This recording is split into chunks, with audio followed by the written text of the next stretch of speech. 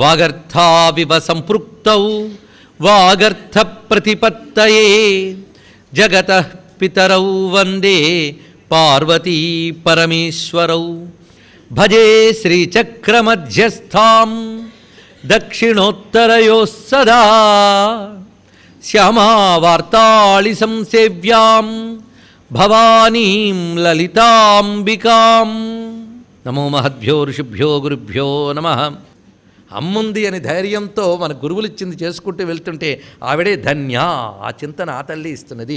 మనల్ని ధన్యుల్ని చేసే తల్లి కనుక ధన్య అని ఇక్కడ గొప్ప భావాన్ని గ్రహించుతున్నాం. అందుకే పరమాత్మ నానవాప్తం అవాప్తవ్యం అని భగవద్గీతలో చెప్తున్నాడు. నేను పొందనిది లేదు, పొందాల్సింది లేదు అన్నాడు. అదే ధన్య. భగవద్గీతలో కృష్ణ పరమాత్మ చెప్పినటువంటి వాక్యమే. రెండు అర్థాలు ఇప్పుడు గుర్తు తెచ్చుకున్నాం కదా. ధర్మిణి తర్వాత నామం. ధర్మిణి అంటే ధర్మములన్నిటి యొక్క స్వరూపము అని అర్థం. ఇక్కడ అన్ని ధర్మముల యొక్క సమిష్టి రూపం. ఎందుకంటే అప్పుడు మనకు ధన్యత రావాలంటే ఇప్పుడు ధర్మం ఉండాలి.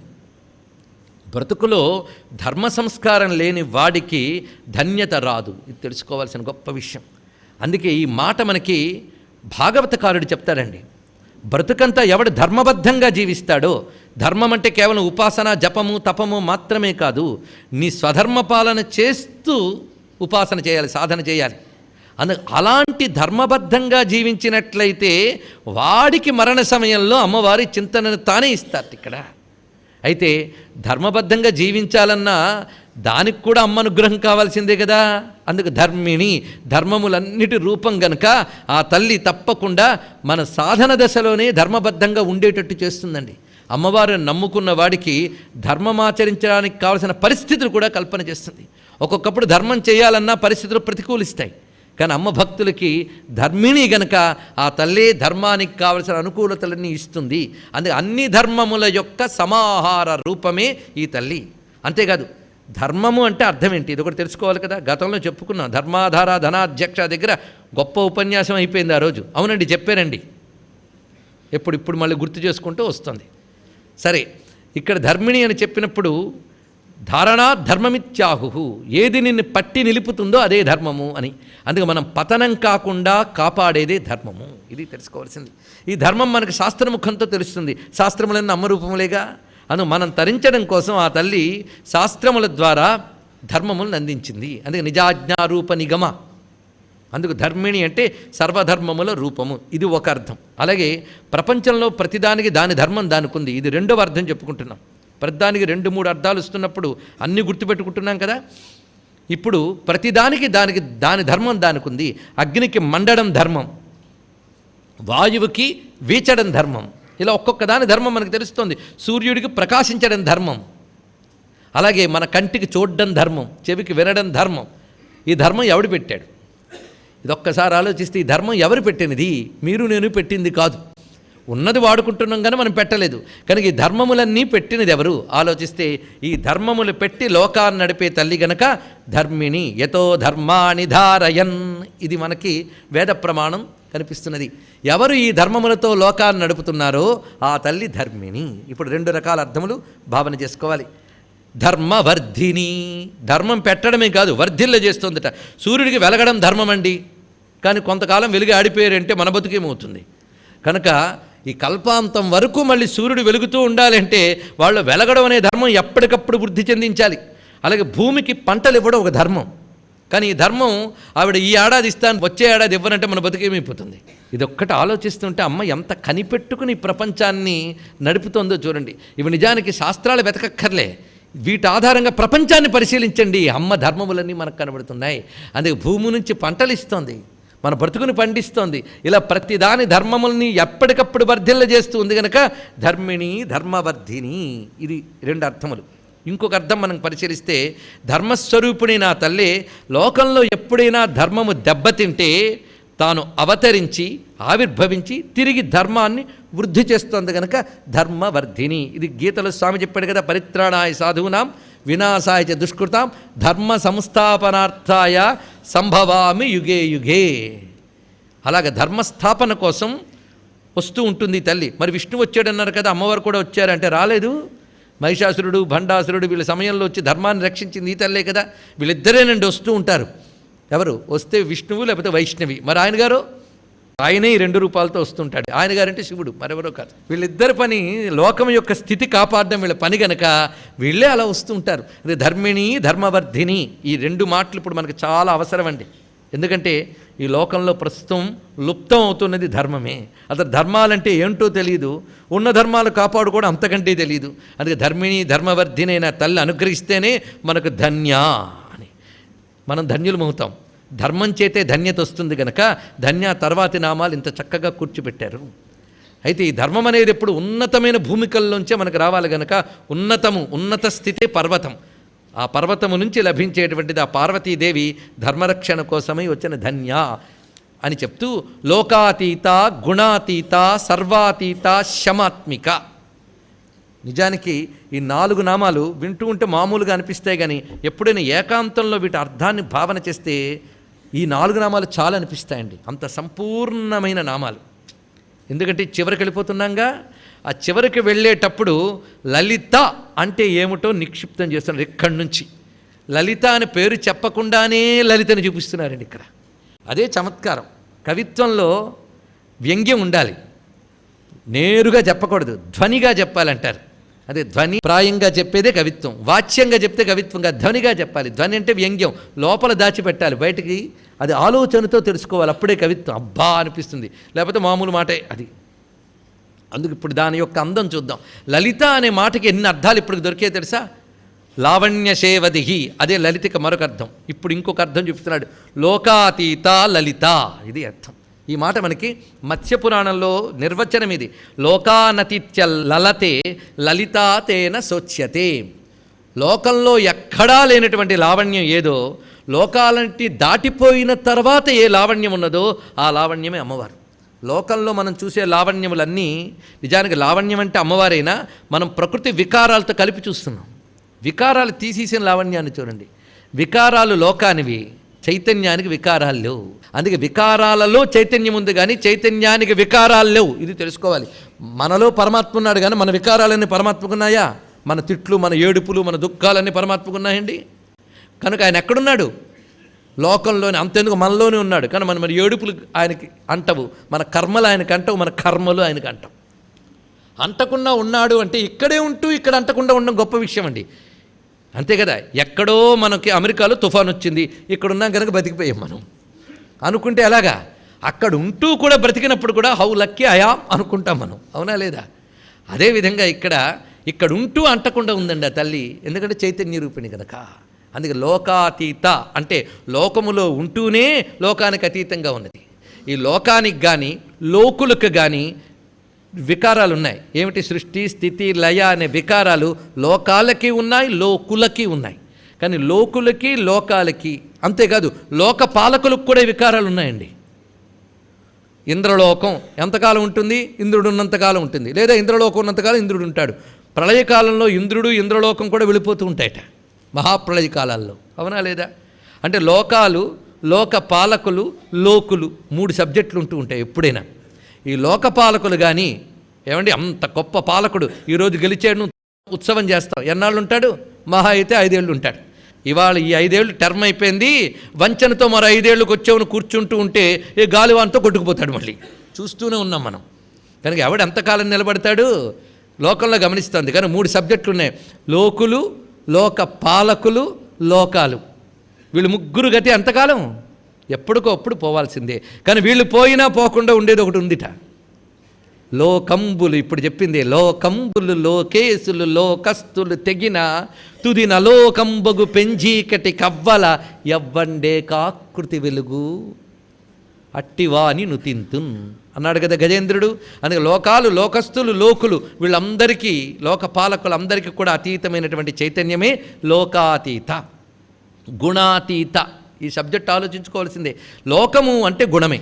లోకాల్లో గుణాలు 3 ఉంటాయి: సత్వరజస్తమో గుణాలు. ఈ 3 గుణాలతో లోకం నడుస్తూ ఉంటుంది. ఈ సత్వరజస్తమో గుణాలకు కూడా ఆవిడ అతీతురాలు, ఎందుకంటే నిర్గుణు గనక. ఆవిడ వల్ల 3 గుణాలు పనిచేస్తున్నాయి, కానీ ఆవిడకు 3 గుణాలు లేవు అనేటువంటిది ఇందులో ఉన్నటువంటి భావం ఇది. అందుకు ఆవిడ గుణాతీత, త్రిగుణములకు అతీతురాలు. కనుక లోకాతీత అంటే ఏమిటో, గుణాతీత అంటే అదే. ఇలా ఎన్ని చెప్తారండి? లోకాలకు అతీతురాలు, గుణాలకు అతీతురాలు, రూపాలకు అతీతురాలు, నామాలకు అతీతురాలు, ఇంద్రియాలకు అతీతురాలు, ఉపాధికి అతీతురాలు అని చెప్తుంటే లిస్టు పెరిగిపోవట్లే. ఒక్క మాటలో చెప్పేద్దాం, సర్వాతీత, అన్నిటికీ అతీతురాలు అంతే అన్నాడు. ఇక్కడ ఏది నువ్వు లోకంలో చూపించిన ఉపాధే. ఇదం ప్రత్యయంతో దొరికేదానికి అమ్మ అతీతురాలు. అందుకు ఆవిడ లోకాతీత, గుణాతీత, సర్వాతీత, అన్నిటికీ అతీతురాలైన స్థితి ఎలా ఉన్నది? ఆ అతీత స్థితి కలిగితే మనకి లోకమే పట్టలేదు. అందుకు అతీతమైన ఆ స్థితికి జీవుడు చేరుకోగానే ఆ ముక్త స్థితికి, అప్పుడు వాడి స్థితి పేరు శాంతము, అన్ని శమించిపోయిన స్థితి. ఆ శాంత స్థితే శమాత్మిక అని చెప్పబడుతుంది. లోకాతీత, గుణాతీత, సర్వాతీత, శమాత్మిక అని దీని యొక్క విశేషం. ఇక్కడ మనకి లోకాతీత, గుణాతీత, సర్వాతీత అంతా కలిపి ఒక్క మాటలో చెప్పమా, తురీయం.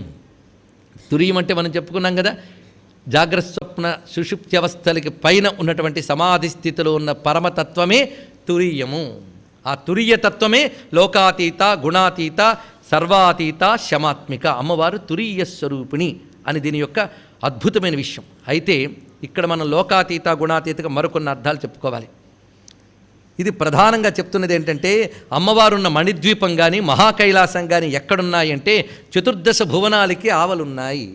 అందుకు ఆ బ్రహ్మాండాలన్నీ దాటిన తర్వాత ఉన్నటువంటిదే ఆ మణిద్వీపం, శివపురి అయిన మహాకైలాసం. ఇది బ్రహ్మాండాలన్నీ దాటిన తర్వాత ఉన్నటువంటిదే ఆ మణిద్వీపం, శివపురి అయిన మహాకైలాసం. ఇది చతుర్దశ భువనాలకి సృష్టి స్థితిలయలు ఉన్నాయి, కానీ చతుర్దశ భువనాలకి పైన ఉన్నటువంటి పరతత్వానికి ఈ వికారములు లేవు. అందుకే లోకాతీత అని చెప్పబడుతున్నది. అంటే మణిద్వీపవాసిని అని దీని యొక్క భావం.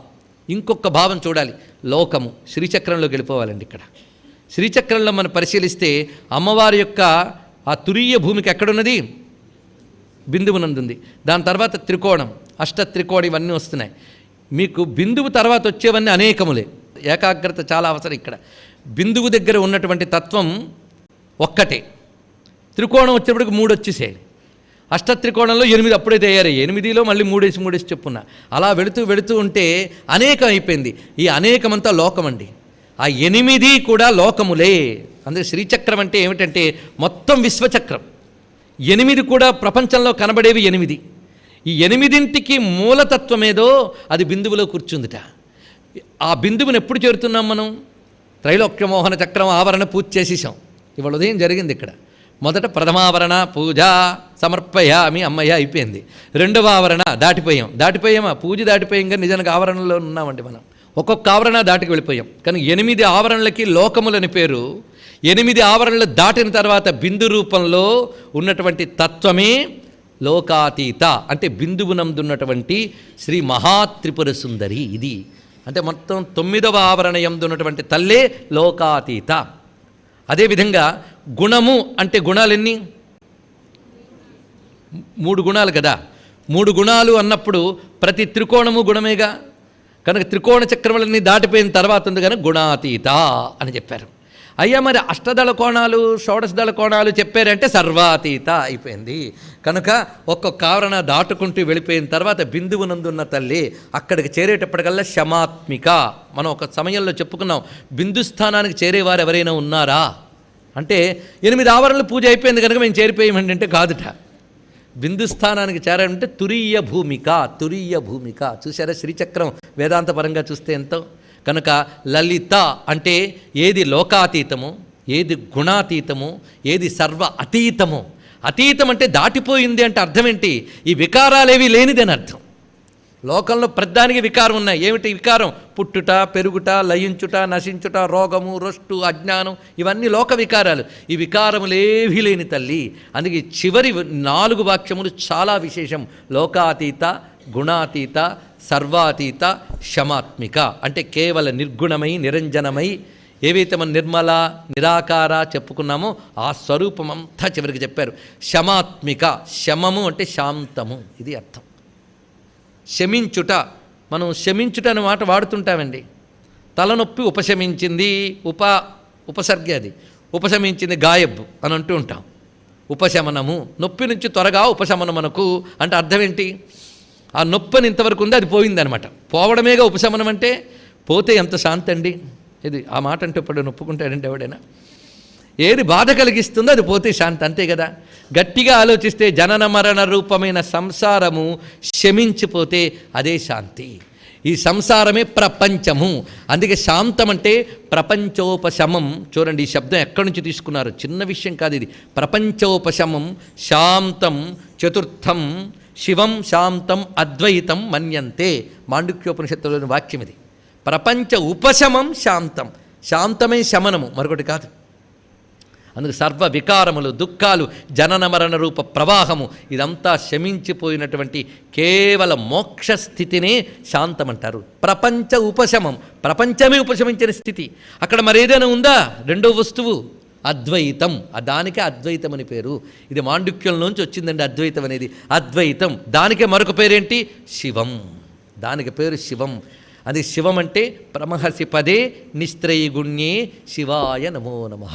త్రిగుణాతీతమై, లోకాతీతమై, సర్వాతీతమై శాంతమైన తత్వము యోగి జాగ్రత్స్వప్న సుషుప్తుల్ని దాటిపోయిన సమాధి అవస్థలో పొందేటటువంటి అనుభూతి.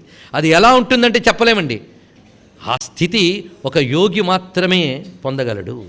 ఎవడో ఒక్కడు మాత్రమే పొందగలడు.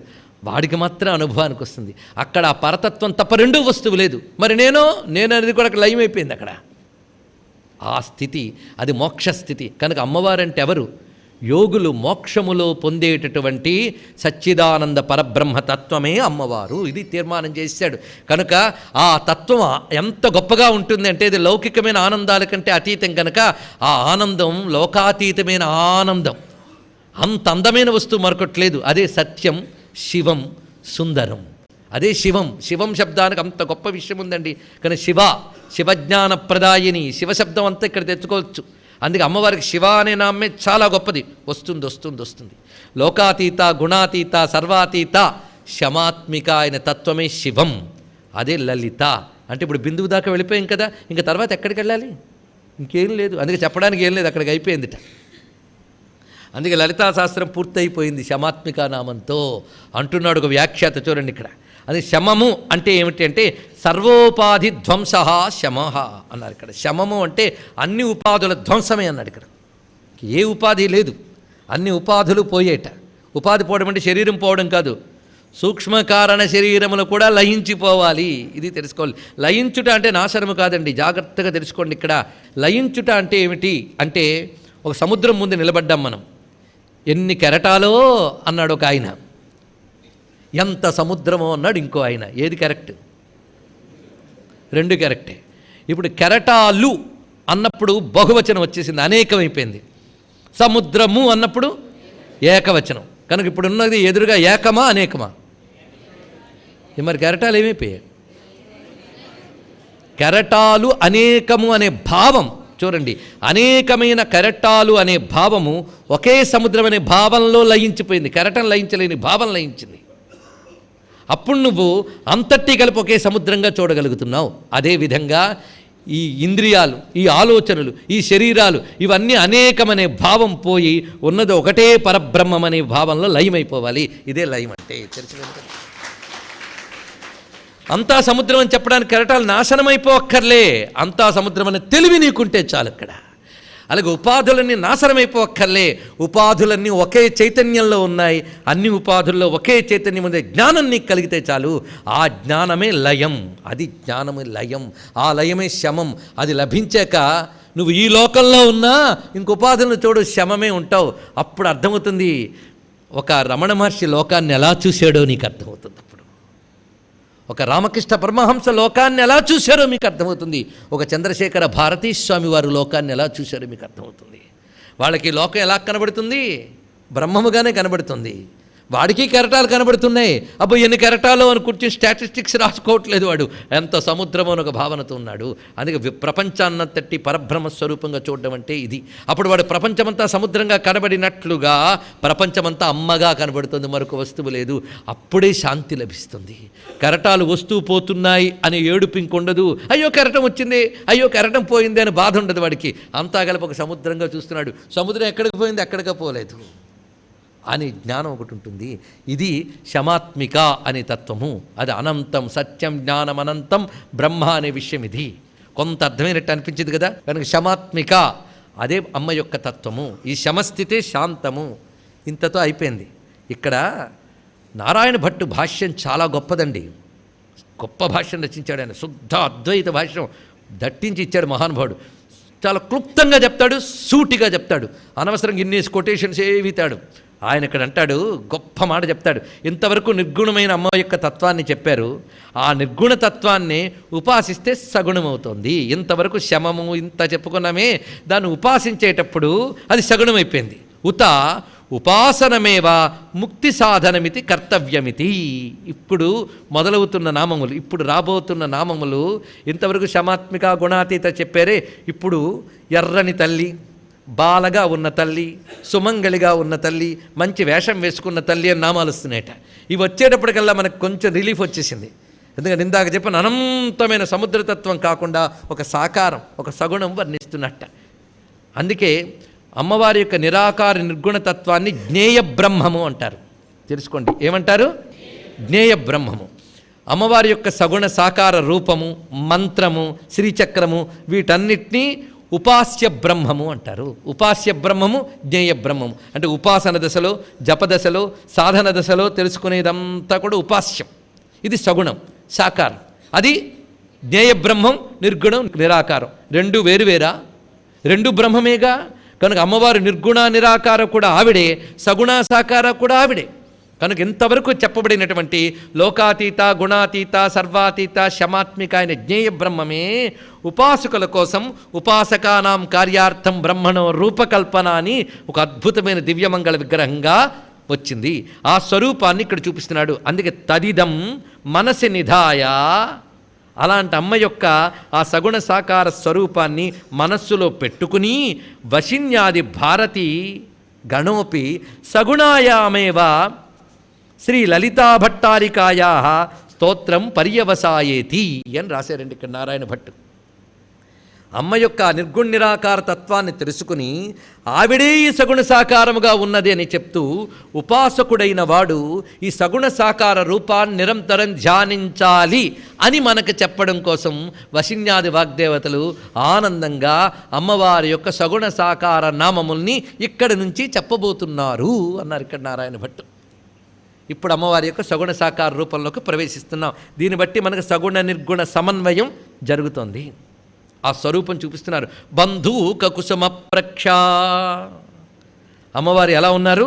బంధూకు కుసుమంలా ఉన్నారట. బంధూకు కుసుమం అంటే మంకెన పువ్వు, మంకెన పువ్వు లాంటి ఎరుపు రంగుతో ఉన్నటువంటి తల్లి, ఇది చెప్తున్నారు. అంటే మళ్ళీ అరుణవర్ణమే. ఇలాంటి నామాలు ఎన్ని రాలేదు ఇప్పటికీ. మళ్ళీ ఇప్పుడు ఎందుకు చెప్పారు? ఎంతసేపు నిర్గుణతత్వాన్ని చెప్పారు కనుక ఒక్కసారి మళ్ళీ అమ్మ యొక్క సగుణ సాకార రూపాన్ని మన ముందు పెట్టుతున్నారు. అరుణ రూపంతో ప్రకాశిస్తున్నది. అంటే ఈ రెండు మాటలు ఎందుకు చెప్పాలి? ఇక్కడ కొందరు కనిపించవచ్చు, అయ్యా అమ్మ వేదాంతం ఏదో దాటిపోయాం బాబు, ఆ రూపం ఏదో వచ్చేసింది సంతోషమని. అది కాదు ఇక్కడ వశిన్యాది వాగ్దేవుల హృదయం. అక్కడ వేదాంతంలో ఏ పరమార్థం చెప్పారో ఆ పరమార్థమే అమ్మ అని తెలిసిపోయాక మేము సగుణ సాకారంలో పట్టుకున్నది కూడా ఆ వేదాంతంలో చెప్పబడ్డే పరతత్వమే గనక హాయిగా ఈ రూపాన్ని కూడా మేము ఉపాసన చేసుకుంటున్నాం అని తృప్తిగా భావన చేసుకోవచ్చు. అంటే అమ్మవారి రూపము అది మనకు అందించడం కోసం వచ్చినదే.